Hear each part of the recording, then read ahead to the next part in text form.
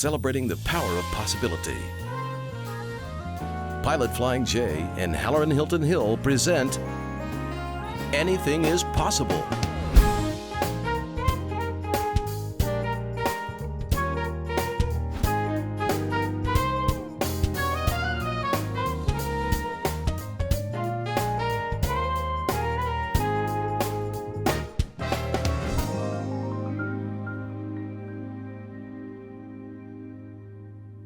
Welcome to Anything is Possible. My name is Halloran Hilton Hill. If you've never seen this broadcast, come on in, get ready. I have been so inspired by doing this work. We are in season 21. And if you're wondering what Anything is Possible is, well, the show's title is a statement of purpose. It's to help you see firsthand that anything is possible. And how do we do that? Telling great stories about great people whose lives prove that anything is possible. Now, I think we were all created for purpose, right? We're supposed to do something great with our lives. And by the way, it doesn't have to be big to be great. It just needs to be great. And we get to tell the stories of people from this community who've gone from zero to hero, who've taken nothing and made something out of it, or maybe even better. They faced some considerable crisis or struggle or tragedy in their life, and we watched them reborn through their story. They've taken their pain, they've pivoted, they've repurposed it, and created whole new possibilities. The whole point of which is to help you feel, know, and believe that anything is possible. So I hope you'll just take out this time every week to join me on this journey. If you miss it, you can grab it on YouTube. It'll be in the palm of your hand, on your phone or on Twitter. But that you would take these stories, absorb them, learn from them, and share them. So season 21, here's what I'd like to do. I would like to give you a sneak peek on a lot of my favorite TV shows. They'll go coming up on season. Well, that's what we want to do here. Let's take a look at some of the clips of some of these great stories. I think you're going to love them. I sure do. I did not know, and I covered this as well, that you were at the Unitarian Church when that shooting occurred years ago. And I had talked to some of the members there. In fact, we had one of the women that was there on this broadcast many years ago. I had no idea that you were there. What happened? Yeah, well, it was a very traumatic experience, as you can imagine. It was July 27th, 2008. We dropped off my husband at the airport. He had to leave town for work, and I brought my kids, who were then 5 and 7, to church. And, we were there to see this performance. And I remember very vividly, we were sitting in the second row, and then, my kids were so little they couldn't see well, so we moved up to the very front pew, and the show started, and, really quickly into it, we heard a loud bang and didn't know what was going on, and then screams, and I, pushed my kids down to the floor and put myself, put my body over them, and then we heard a second loud bang, which was the second shot, and we just, what I really think helped that day for my kids is I just picked them up and walked out. I left my purse there, I left my phone, we left my daughter's shoes, and a guy, Bob Grimack, helped carry one daughter, I carried the other one, and we just walked out and headed towards Tyson Park, and I saw some people who were injured and bleeding, and my kids, I don't think saw that, and so I was, other families, weren't with their kids. I can only imagine how much harder it would have been if I'd been separated from my kids. But it was a very traumatic thing. But do you have any post-traumatic stress as a result of that? I've had some therapy and so forth. But I feel like I think in some ways different people react differently. But I think the fact that I was able to leave the scene and protect my kids and sort of not deal with the aftermath of the trauma, really reduce the immediate impact. And also, one thing about this city is that when there are traumatic events, it does bring people together. My dad is a retired police officer in Memphis, and he used to tell me about all the course, the typical police officer stories. But one of the things that really moved me was when he would help families out, right? Or pull that knucklehead son to the side and give him guidance, and then that person grows up to be a productive citizen. I used to love hearing those stories. My mom was a cosmetologist, but she just didn't do hair pieces, typical hair pieces. She did them for kids that were about to undergo chemotherapy treatment at St. Jude Hospital. And I remember sometimes when they would come to the house and she would place those hair pieces on them and see that dignity restored in that kid as they fight for their lives and take on big battles to live. That gave me a sense of, I like that feeling, that I want to help people. But on the side, after church every Sunday, I used to come home and I watched this show, and you're probably old enough now, you got the gray going on, right? This show, you remember Mutual of Omaha Wild Kingdom? Mutual of Omaha's Wild Kingdom. Wild Kingdom. Oh. And I used to love watching that, not only for what the folks were doing as far as protecting habitats and protecting animals, but it tapped my imagination. I can be in the Serengetis one week, and I can be in the Everglades one week, and as a kid from Memphis, that was pretty awesome. But I didn't see anyone that looked like me doing that kind of job, right? So that wasn't, at that time, things were not possible as far as if there's something I want to do. So that's cash is cash. You'll notice this connective tissue through these stories. Purpose. You know, somebody will be inspired by seeing someone take their life skill and use it to help someone else. Cassius Cash saw his father, the police officer, and his mother, the beautician, using their lives to help someone. And he thought, what if I could take my passion for nature, connect it to my purpose, and show young people that anything is possible? That's the whole point of the show. We got more stories like that. I'll show you a few more clips in just a moment. Possibility powered by Pilot Flying J, Covenant Health, Home Federal, and the Knoxville News Sentinel.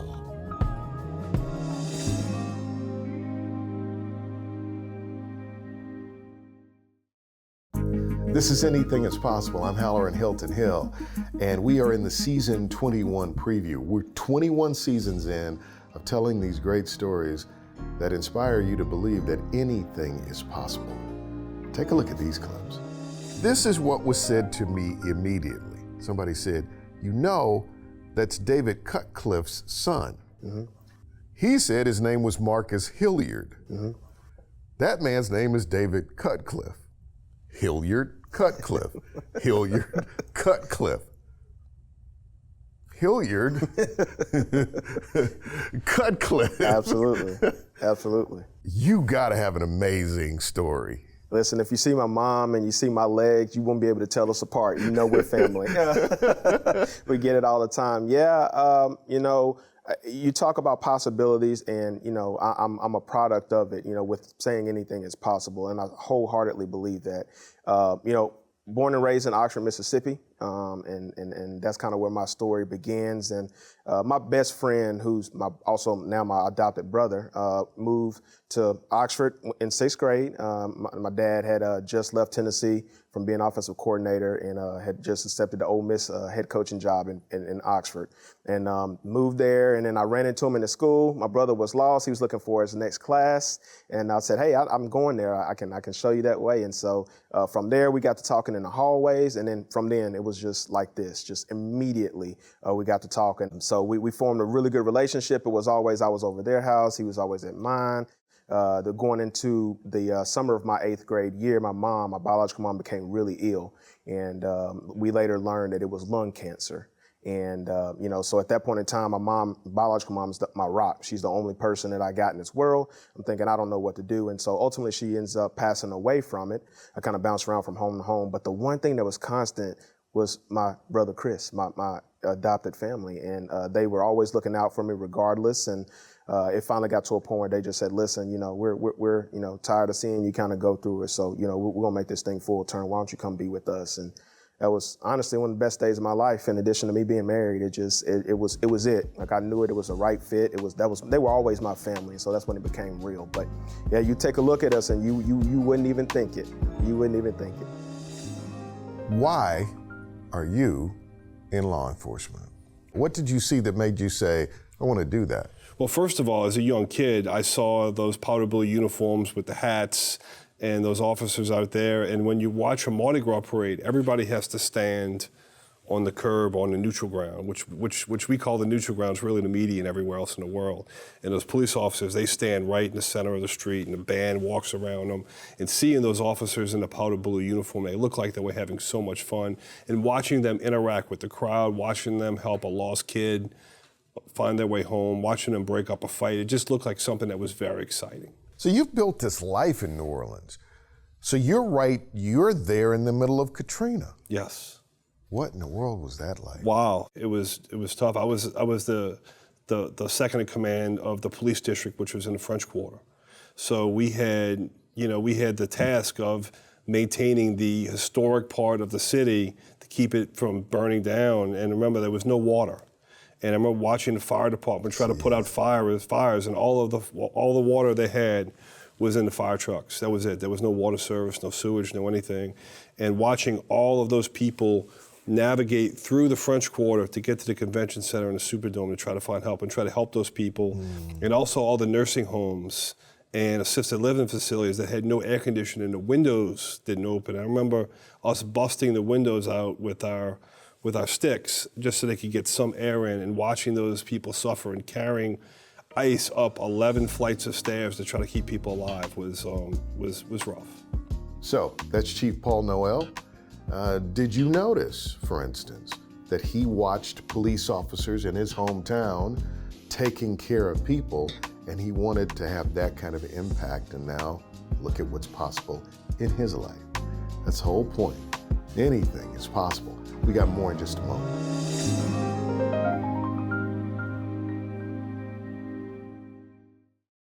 This is Anything is Possible. I'm Halloran Hilton Hill, and if I look thrilled by what I get to do here with you every week, I am. The stories of possibility have inspired me. They inspire me to this day to keep going, and I hope they will inspire you the same way.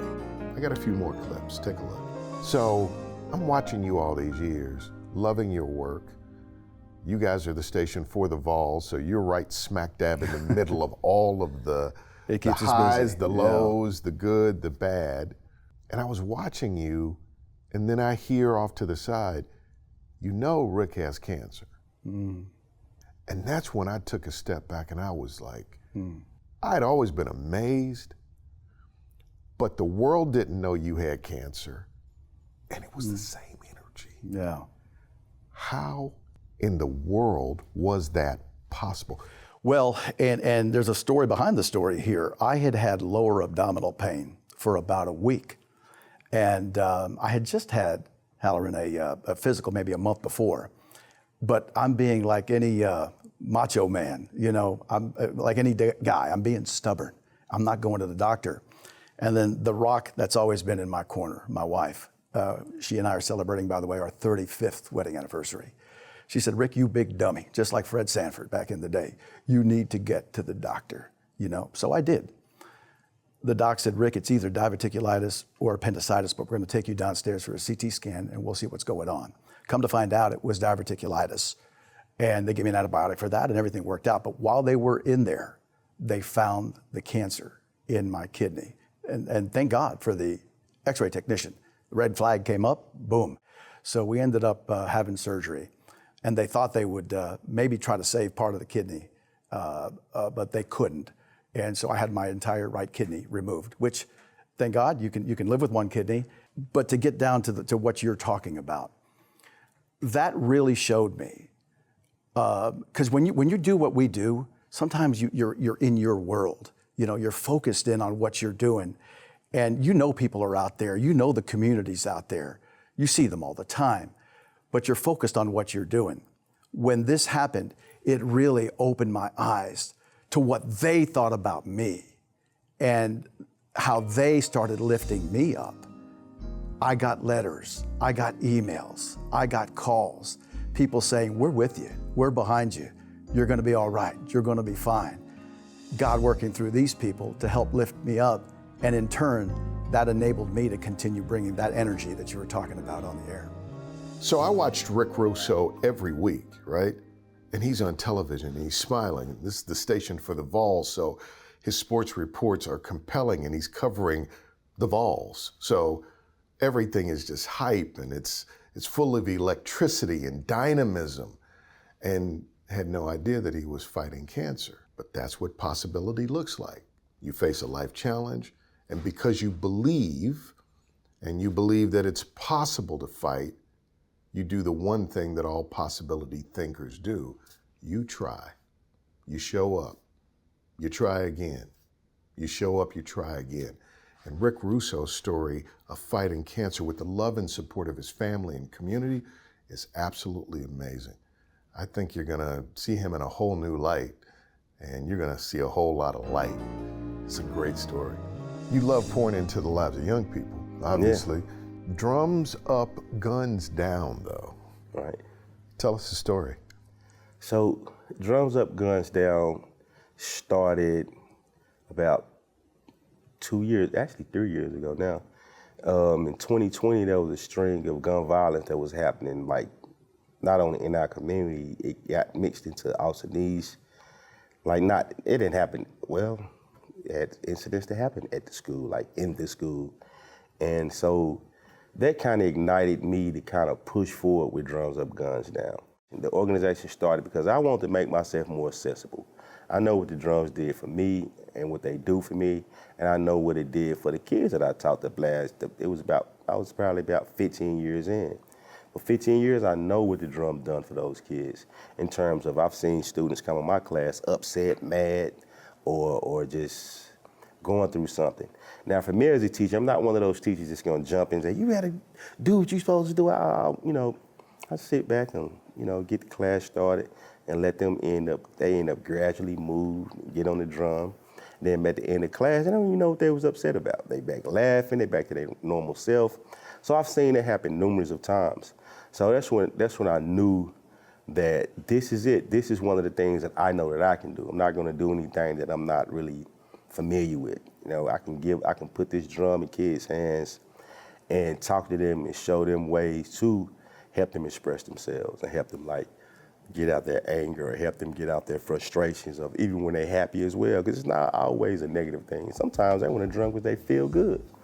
So that's what Drums Up, Guns Down is. Drums Up, Guns Down is using the drum to advocate against gun violence. And I remember in the midst of that transition, and I'm sure you've been through a lot of them, you made a decision not to quit. Talk about there to here. Well, yes, I had had television deals, maybe 2 by then, and let me say that in 22 years of doing comedy, because God would give me these things, even if they didn't make it, it was like, Lynn, just wait, just hold on. I've got something for you. And he would give me these. I would be in Hollywood. I was in the game, but I was a mama in Knoxville, Tennessee. So there would be times when I would think, am I one of these kids on American Idol that thinks they can sing? I would go through that, and I'd think, maybe I'm a nut, and I don't know, maybe I'm not. But Helen, I've done comedy for 22 years, but I was a mama first, and every dime I made, I bought uniforms with it. I got everybody's hair cut. I never invested in a website for myself. I had like 2 headshots in 20-something years because it was just, I don't know, that wasn't good business on my part, but I just put everything into my children. That was what I did. And then at this point, in 2019, I thought, I'm gonna hire these and I'm gonna give it 3 months. I'm gonna give these young boys, 3 months. And if it doesn't happen after that, I'll bow out of comedy. I knew I was gonna have a grandbaby. Charlie got married right out of college. I knew they were gonna have a bunch of babies. And I'm from the country. I wanted to be a meemaw. And I thought, I'll go to work at Target. I'm not kidding. I thought, I'll go to work at Target and I'll put bedding up in the back on those things. That looks fun. And so I thought, maybe I'm not maybe this is it. This is the end of the road. And they put out one video about me taking Chuck Morgan to go see Def Leppard and Journey at Thompson Bowling Arena. And I talked about how, and I had filmed that. I had never done that bit before. I did it one time in Chattanooga. Somebody got it on film.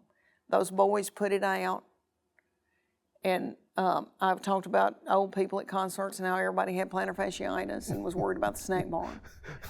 And it went viral. And it was like a fire. Somebody lit a fire, and I could feel it. Well, people saw that and started looking at everything else that I had online that liked that. And then my manager called and said, they want to book you back in Orlando. They want to book you in Tampa. They want you to come to Chicago. And I started selling out all over the United States. It happened within, I'm not kidding, in 2 to 3 weeks, my life changed. And that is my friend and comedian Leanne Morgan. She's brilliant. I mean, she's literally brilliant.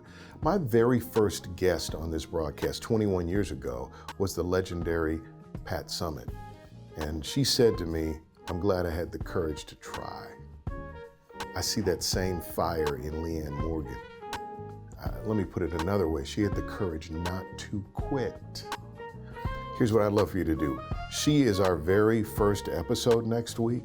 You've got to see her story. Part 1 next week. You're going to be blown away. You'll be inspired, and maybe this is your call to action, to realize the possibility of your life. Maybe it's time for you not to quit. I am bound and determined to prove to you in season 21 that anything is possible. I'll see you next week.